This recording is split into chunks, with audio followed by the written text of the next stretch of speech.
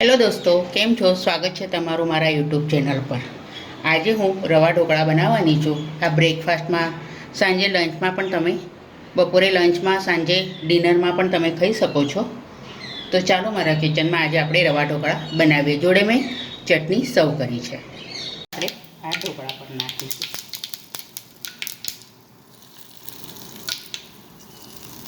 અંદર ચાકુ નાખીને જોઈ લઈએ। ચાકુ આપણો એકદમ ક્લીન નીકળ્યો છે, એટલે આપણા ઢોકળા થઈ ગયા છે।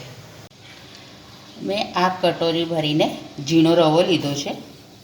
લગભગ 2 કટોરી જેટલો લેવાનો છે। 2 કટોરી જેટલો રવો લીધો છે। એમાં 1 કટોરી ભરીને ખાટું દહીં લેવાનું છે।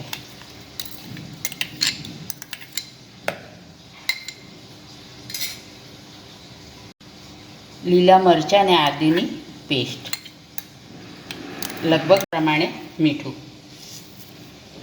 હવે આપણે આને મિક્સ કરી લઈશું। હવે થોડું થોડું પાણી નાખીને આપણે ખીરું બનાવવાનું છે।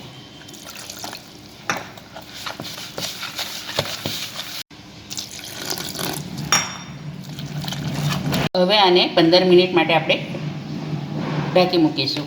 15 મિનિટ થઈ ગયા છે। હવે આ ખીરામાં આપણે 1 ચમચી જેટલું તેલ નાખીશું અને મિક્સ કરીશું। આ સહેજ હજી ઘાટું છે, તો આપણે આમાં હજી થોડું પાણી નાખીશું। હજી થોડું આપણે પાણી નાખીશું। હવે આપણું ખીરું બરાબર થઈ ગયું છે। હવે આપણે આમાં ખાવાનો સોડો નાખીશું। હવે અડધો ચમચી જેટલો આપણે ખાવાનો સોડો નાખીશું। હવે બરાબર ફેટી લઈશું।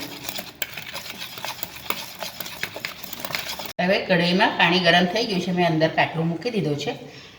તેલથી ગ્રીસ કરેલી થાળી પણ મેં મૂકી દીધી છે। થાળીમાં ખીરું રેડી દઈશું।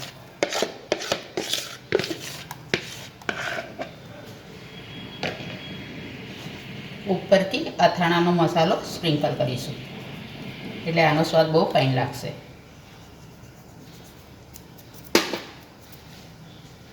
ઢાંકણું મૂકી દઈશું। 15 થી 20 મિનિટ માટે થવા દઈશું। અંદર ચાકુ નાખીને જોઈ લઈએ। ચાકુ આપણો એકદમ ક્લીન નીકળ્યો છે, એટલે આપણા ઢોકળા થઈ ગયા છે, એટલે કાઢી લઈએ। હવે હું બીજું મૂકી દઉં છે થાળી। આપણા ઢોકળા બફાઈ ગયા છે। હવે આપણે એના કટકા કરી લઈશું।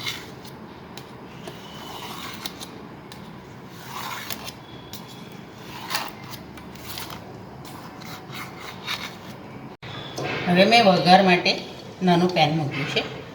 એમાં 2 ચમચી જેટલું આપણે તેલ નાખીશું। મેં સિંગ તેલ લીધું છે।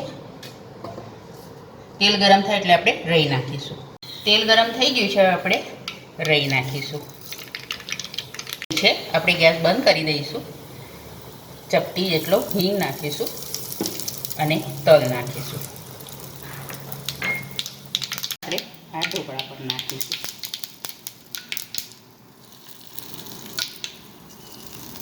તૈયાર છે આપણા રવા ઢોકળા। આજે મેં રવા ઢોકળા બનાવ્યા છે। આ વિડીયો તમને ગમ્યો હોય તો લાઈક કરજો, શેર કરજો। ચેનલ પર નવા હો તો સબસ્ક્રાઈબ જરૂરથી કરજો।